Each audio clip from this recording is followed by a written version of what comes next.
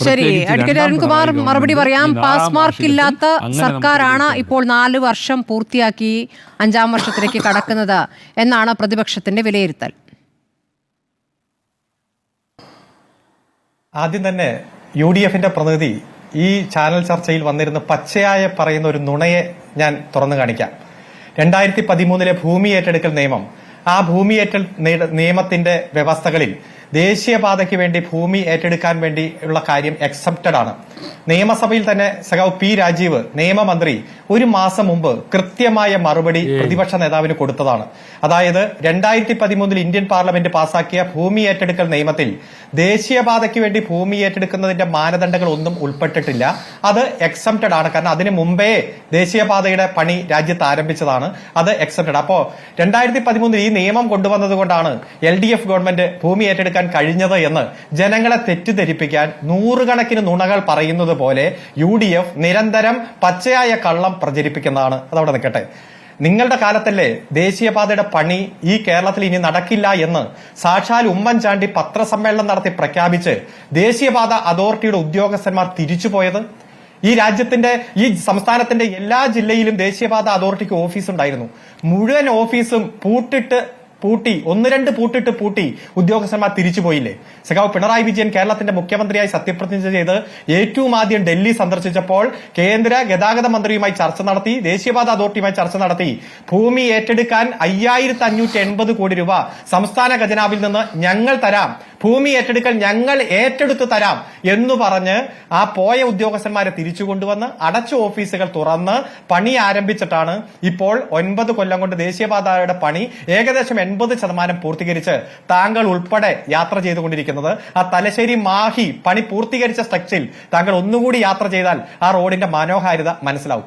പോട്ടെ, തീരദേശ ഹൈവേ, മലയോര ഹൈവേ, അതുപോലെ തന്നെ ഇപ്പോ AI ക്യാമറ, ജലമെട്രോ, അതുപോലെ നിരവധി വികസന പ്രവർത്തനങ്ങൾ, സ്കൂളുകൾ ഹൈടെക് ആയി മാറിയത്, ആരോഗ്യ രംഗത്തുള്ള മൊത്തം സമീപനം. കഴിഞ്ഞ 2 ദിവസം മുമ്പാണ് ചിറ്റൂർ ആശുപത്രി 7 നിലയുള്ള നിരവധി ഓപ്പറേഷൻ തിയേറ്ററുകളുള്ള മനോഹരമായ താലൂക്ക് ആശുപത്രി ഈ നാടിന് സമർപ്പിച്ചത്.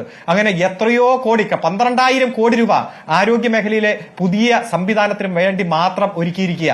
ക്യാൻസർ രോഗികൾക്ക് വേണ്ടിയിട്ടുള്ള ക്യാൻസർ സെന്റർ കൊച്ചിയിലടക്കം എത്ര പശ്ചാത്തല വികസന രംഗത്ത് വിപ്ലവകരമായ മാറ്റം ഒരു ഭാഗത്ത്. സർക്കാർ ആശുപത്രികളിൽ പലയിടത്തും മരുന്ന് കിട്ടാത്ത സാഹചര്യം കൂടിയുണ്ട് അഡ്വക്കേറ്റ് അരുൺകുമാർ. ഇല്ല, ഒരിക്കലുമില്ല. കുറെ നാള് മുമ്പ് ഏതോ സമയത്ത് മരുന്നിനൊരു ക്ഷാമമുണ്ടായി എന്ന് പറഞ്ഞ് അതെടുത്ത് നിരന്തരം അങ്ങെടുത്ത് ഉപയോഗിക്കുക. ഇപ്പൊ UDFന്റെ പ്രതിനിധി പറയാൻ പോകുന്ന ഒരു കാര്യമുണ്ട്. മുഖ്യമന്ത്രിയുടെ വീട്ടിൽ ലിഫ്റ്റ്, മുഖ്യമന്ത്രിയുടെ വീട്ടിൽ കുളിക്കടവ്, സ്വിമ്മിംഗ് പൂള്, മുഖ്യമന്ത്രിയുടെ റൂമിൽ റിനോവേഷൻ, ഇതൊക്കെ കുറെ കാര്യങ്ങൾ. ഇതൊക്കെ 2015-ലും 2016-ലും ഉള്ള റീലെടുത്ത് ഇടുന്നതാ. ആ CD എടുത്തങ്ങ് വരും. ഇത് കേരളത്തിന്റെ പൊതുസമൂഹത്തിൽ ഇപ്പോൾ ഉള്ള കാര്യമല്ല. പശ്ചാത്തല വികസന രംഗത്ത് വിപ്ലവകരമായ മാറ്റം. ഈ ഗവൺമെന്റ് കഴിഞ്ഞ 3 വർഷം മുമ്പ് ഇസ് ഓഫ് ഡൂയിങ് ബിസിനസ്സിൽ 28ാമതായിരുന്നു. അത് 15ാമതായി 1ാമതെത്തിയത് ഈ പശ്ചാത്തല വികസന രംഗത്തുണ്ടായിട്ടുള്ള ഉജ്ജ്വലമായിട്ടുള്ള മാറ്റങ്ങൾ കൊണ്ട് തന്നെയാണ് വൻകിട സംരംഭകർ ഓരോരുത്തരായി കേരളത്തിലേക്ക് വന്നത്. ഇപ്പോ ഗ്ലോബൽ ഇൻവെസ്റ്റേഴ്സ് മീറ്റ് നടത്തി. ആദ്യം പ്രഖ്യാപനം വന്നത് 1,56,000 കോടിയായിരുന്നു.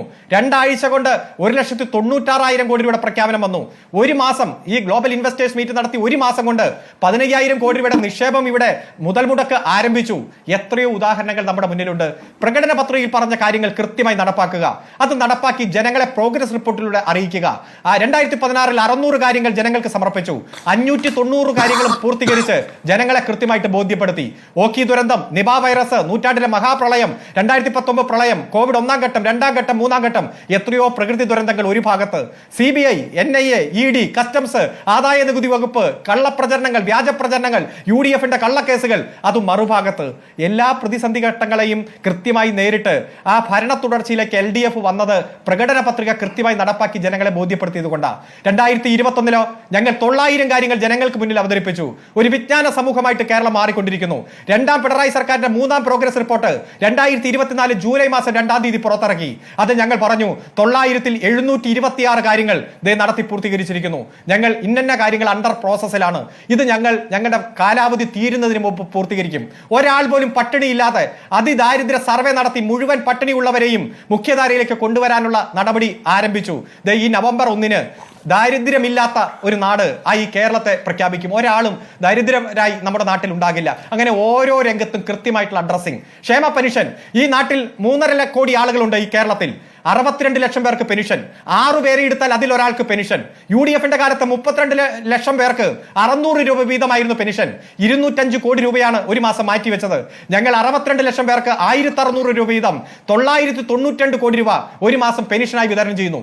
വലിയ പ്രതിസന്ധിയും പെൻഷൻ കമ്പനികളെ തകർക്കാൻ കേന്ദ്രം ശ്രമിച്ചപ്പോൾ ചെറിയ കുടിശ്ശിക വന്നു. ഇപ്പോൾ ആകെ 2 മാസത്തെ കുടിശ്ശികയുള്ളൂ. അത് അടുത്ത മാസം വിതരണം ചെയ്യും.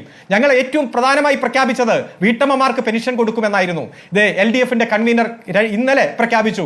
അടുത്ത തീരുമാനം ഈ നാട്ടിലെ മുഴുവൻ വീട്ടമ്മമാർക്കും പെൻഷൻ കൊടുക്കുക എന്ന തീരുമാനമാണ്. കൃത്യമായി ചെയ്യാൻ കഴിയുന്ന കാര്യങ്ങൾ മാത്രം പ്രഖ്യാപിക്കുന്നു. പ്രഖ്യാപിച്ച കാര്യങ്ങൾ കൃത്യമായി നടപ്പാക്കുന്നു. അത് കൃത്യമായി ജനങ്ങളെ ബോധ്യപ്പെടുത്തുന്നു. കിഫ്ബി 75,000 കോടി രൂപയുടെ വികസന പ്രവർത്തനമാണ് ഈ നാട്ടിൽ നടക്കുന്നത്. ഇവിടെ പങ്കെടുക്കുന്ന പ്രതിനിധികളുടെ മണ്ഡലത്തിലടക്കം കിഫ്ബിയിൽ നിന്ന് നിരവധി വികസന പ്രവർത്തനങ്ങൾ നടന്നിട്ടുണ്ട്. വേണമെങ്കിൽ ലിസ്റ്റ് എടുത്ത് നമുക്ക് പറയാം. നമ്മളെ സംബന്ധിച്ചിടത്തോളം നിരവധി പ്രതിസന്ധികളുണ്ടായി, ബുദ്ധിമുട്ടുകളുണ്ടായി. ആ ബുദ്ധിമുട്ടുകളെ അതിജീവിച്ച് സാമ്പത്തിക പ്രതിസന്ധികൾക്കിടയിലും ജനങ്ങളെ കൃത്യമായി അഡ്രസ് ചെയ്തുകൊണ്ട് ഓരോ ജനങ്ങളിൽ പെടുന്നവരല്ലേ ആശമാർ. Advocate K. അരുൺകുമാർ, ആശാസമരം ഇന്ന് 100ാം ദിവസത്തിലെത്തി നിൽക്കുന്ന ദിവസം കൂടിയാണ്. സർക്കാർ കേക്ക് മുറിക്കുമ്പോൾ അവർ തെരുവിലാണ്. അതെ, ആയിക്കോട്ടെ. നമ്മൾ കുറെ ദിവസം ചർച്ച ചെയ്താണല്ലോ. ഇപ്പൊ കുറച്ച് നാളായിട്ട് ചർച്ചയില്ലാത്തതുകൊണ്ടാണ് മറുപടി പറയാൻ പറ്റാത്തത്. ഞങ്ങൾ അന്നും പറഞ്ഞു അത് സ്കീം വർക്കേഴ്സ്, കേന്ദ്രമാണ് അതിൽ ഇടപെടേണ്ടത്. ആ ആവശ്യം ഉന്നയിച്ചുകൊണ്ടായിരുന്നു ഈ 20-ാം തീയതി വലിയ പണിമുടക്ക് തീരുമാനിച്ചിരുന്നത്. യുദ്ധത്തിന്റെ ഒരു സാഹചര്യം വന്നപ്പോൾ പണിമുടക്ക് ജൂലൈയിലേക്ക് മാറ്റി. ആ ആവശ്യം കേന്ദ്ര ഗവൺമെന്റിന്റെ മുന്നിൽ കൃത്യമായി CI2 അടക്കമുള്ള പ്രസ്ഥാനങ്ങൾ അഡ്രസ് ചെയ്യുന്നുണ്ട്. കർണാടകത്തിൽ വലിയ സമരം നടന്നു. അവിടെ 1000 രൂപ കൂട്ടി, കോൺഗ്രസ് ഭരിക്കുന്ന കർണാടകം. അങ്ങനെ കൂട്ടുമ്പോഴും അവിടെ ഇപ്പോഴും 6000 രൂപയുള്ളൂ. ഹോണറേറിയും ഇൻസെന്റീവും എല്ലാം കൂടി 6000 കിട്ടുന്നത്. ഇവിടെ ഏകദേശം 13,200 കിട്ടുന്നുണ്ട് കുറച്ചെങ്കിലും പേർക്ക് എന്ന് നമ്മൾ ചർച്ച ചെയ്തല്ലേ. എല്ലാ വിഭാഗം വിഷയവും അഡ്രസ് ചെയ്യും. ഈ ആശാ വർക്കേഴ്സിന്റെ വിഷയങ്ങൾ പഠിക്കാൻ ഒരു കമ്മിറ്റിയെ വെച്ചിട്ടുണ്ട്. അടുത്ത മാസം റിപ്പോർട്ട് നടത്തും. ഈ പ്രതിസന്ധികൾക്കിടയിലും അവരുടെ പ്രശ്നവും അഡ്രസ് ചെയ്യും.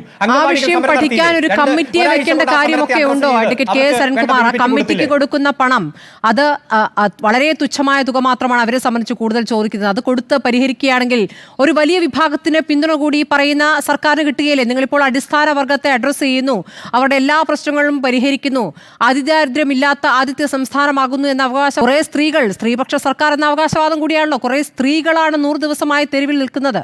സംസ്ഥാനത്തുടനീളം സഞ്ചരിക്കുന്ന സമരത്തിലേക്ക് അവർ കടന്നിരിക്കുന്നു. ഇപ്പോൾ പാലക്കാടാണുള്ളത്. ഗവൺമെന്റിനെ സംബന്ധിച്ചിടത്തോളം ഉള്ള പ്രതിസന്ധി അത് പല ഘട്ടത്തിലും കേന്ദ്ര ഗവൺമെന്റ് അടിച്ചേൽപ്പിച്ച സാമ്പത്തിക പ്രതിസന്ധിയെ തരണം ചെയ്യാൻ എത്ര കൃത്യമായിട്ടാണ് പ്രവർത്തിച്ചുകൊണ്ടിരിക്കുന്നത്. ഇപ്പൊ ബഹുമാനപ്പെട്ട UDFന്റെ പ്രതിനിധി പറഞ്ഞില്ലേ, ട്രഷറി പൂട്ടിയില്ല, പക്ഷെ ട്രഷറിയിൽ ഇങ്ങനെ ബുദ്ധിമുട്ട്. ആ ബുദ്ധിമുട്ടുണ്ടാകാനുള്ള കാരണം എന്താണെന്ന് ഞങ്ങൾ കൃത്യമായി പറഞ്ഞപ്പോൾ നിങ്ങൾ ഞങ്ങളെ പിന്തുണച്ചോ? ഇപ്പൊ ഗവർണർമാർ എത്ര വർഷം, ഒരു 3.5-4 വർഷത്തോളം ഈ കേരളത്തിൽ പലതരത്തിലുള്ള പ്രതിസന്ധി ഉണ്ടാക്കി. ഞങ്ങൾ പറഞ്ഞില്ലേ ഇന്നതൊക്കെയാണ്, മന്ത്രിസഭയുടെ ഉപദേശ നിർദ്ദേശങ്ങൾ അനുസരിച്ച് പ്രവർത്തിക്കാൻ കഴിയൂ. ഈ കേരളത്തിലെ ഗവർണർ കടിക്കുന്നത് കൃത്യമായിട്ടുള്ള സംഘപരിവാർ രാഷ്ട്രീയ കളിയാണ് എന്ന് ഞങ്ങൾ പറഞ്ഞു. നിങ്ങൾ ഞങ്ങളെ ആക്ഷേപിച്ചു. ഇപ്പൊ സുപ്രീം കോടതി കൃത്യമായി ഗവർണറുടെ കാര്യത്തിലല്ല, രാഷ്ട്രപതിയുടെ കാര്യത്തിൽ വരെ കൃത്യമായി നിർവചനം കൊടുക്കുന്ന കാര്യമുണ്ടായി. ഇപ്പൊ ED അടക്കമുള്ള ഇൻവെസ്റ്റിഗേഷൻ ഏജൻസികൾക്ക് മുന്നാകെ അവർക്കെതിരെ വരുന്ന വാർത്ത നമ്മുടെ മുന്നിലുണ്ട്. ഞങ്ങൾ എന്താണോ പറഞ്ഞത് ആ ജനങ്ങൾക്ക് മുന്നിൽ അവതരിപ്പിച്ചത്, ആ ജീവൽ പ്രശ്നങ്ങൾ ഉണ്ടായപ്പോൾ ഉണ്ടായ സാഹചര്യം ഞങ്ങൾ വിശദീകരിച്ചത്, അത് ശരിവെക്കുന്ന ഇടപെടലുകളാണ് സുപ്രീം കോടതിയിൽ നിന്നും മറ്റ് സംവിധാനത്തിൽ നിന്നും എല്ലാം പുറത്തു വന്നുകൊണ്ടിരിക്കുന്നത്. ആശാ വർക്കേഴ്സിന്റെ വിഷയത്തെയും ഞങ്ങൾ അഡ്രസ് ചെയ്യും. കുറച്ച് സമയം വേണം. ഈ പ്രതിസന്ധി ഘട്ടത്തിൽ ഞങ്ങൾക്ക് ഒരു ബുദ്ധിമുട്ട് അതിജീവിക്കാൻ സമയം വേണമെന്നാണ് ആവശ്യപ്പെട്ടത്. തെരഞ്ഞെടുപ്പ് എടുക്കുന്ന ഘട്ടമാകുമ്പോഴേക്കും അതിലൊരു തീരുമാനമാകും. അങ്ങനെയാണോ അതിനെ കാണാൻ ഉദ്ദേശിക്കുന്നത്? അല്ല, മാർച്ച് മാസം 31-ന് വലിയ തരത്തിൽ ഗവൺമെന്റിനെ സംബന്ധിച്ചിടത്തോളം സാമ്പത്തിക ബുദ്ധിമുട്ട് വരുന്ന മാസമാണ്. ട്രഷറി അടച്ചുപൂട്ടും പറഞ്ഞ് വാർത്ത കൊടുത്തതും UDFന്റെ നേതാക്കന്മാർ നിരവധി തവണ പത്രസമ്മേളനം നടത്തിയതും ഒക്കെ നമ്മുടെ മുന്നിലുണ്ട്. അപ്പോൾ ഓരോ പ്രതിസന്ധിയെയും അതിജീവിച്ച് പടിപടിയായി നമ്മളുടെ നാട്ടിൽ നിന്ന് തന്നെ പണം കണ്ടെത്തി ഈ നാട്ടിൽ തന്നെ വിനിയോഗിക്കുന്ന തരത്തിൽ കേന്ദ്രത്തിൽ നിന്നുള്ള അവഗണന എത്രയുണ്ടായാലും സ്വയം പര്യാപ്തമായിട്ട് ഈ സംസ്ഥാനം മാറിക്കൊണ്ടിരിക്കുകയാണ്. അതുകൊണ്ട് ഓരോ പ്രതിസന്ധികളെ അതിജീവിക്കാൻ വേണ്ടിയിട്ടുള്ള എത്രയും പെട്ടെന്ന് ഈ വിഷയത്തെ ദരിദ്ര അഡ്വക്കേറ്റ് കെ എസ് അരുൺ, അതായത് സർക്കാർ ഒരു നിലപാട് മാറ്റത്തിലേക്ക് പോകുന്നു എന്നതിന്റെ സൂചനയായി കൂടി ഞാൻ അതിനെ കാണുകയാണ്. കാരണം ഈ ആശാസമരത്തെ എന്തൊക്കെ തരത്തിലാണ് ഇവിടെ CPM-ന്റെ പ്രധാനപ്പെട്ട നേതാക്കൾ, പൊളിറ്റ് ബ്യൂറോ നേതാക്കൾ അടക്കം വിശേഷിപ്പിച്ചത് എന്ന് നമ്മൾ കണ്ടതാണല്ലോ. അതൊക്കെ കേരളം കണ്ടിട്ടുള്ളതാണ്, എങ്ങനെയൊക്കെ അവരെ അപഹസിച്ചു എന്നത്. അതിൽ നിന്ന് നിലപാട് മാറ്റുന്നു എന്നതിന്റെ സൂചനയായി കൂടി ഞാൻ അതിനെ എടുക്കുകയാണ് അഡ്വക്കേറ്റ് കെ എസ് അരുൺകുമാർ. ഏതായാലും കേന്ദ്ര സർക്കാരിന്റെ മുറുക്കലുകൾക്കിടയിൽ കേന്ദ്ര സർക്കാർ സഹായം നൽകാതെ ബുദ്ധിമുട്ടിക്കുന്നതിനിടയിലാണ് ഈ നേട്ടം കൈവരിച്ചതെന്നാണ് പിണറായി സർക്കാർ അവകാശപ്പെടുന്നത്. ശ്രീ ശങ്കുട്ടിദാസ് അതിന് മറുപടി നൽകും. ഒപ്പം ശ്രീ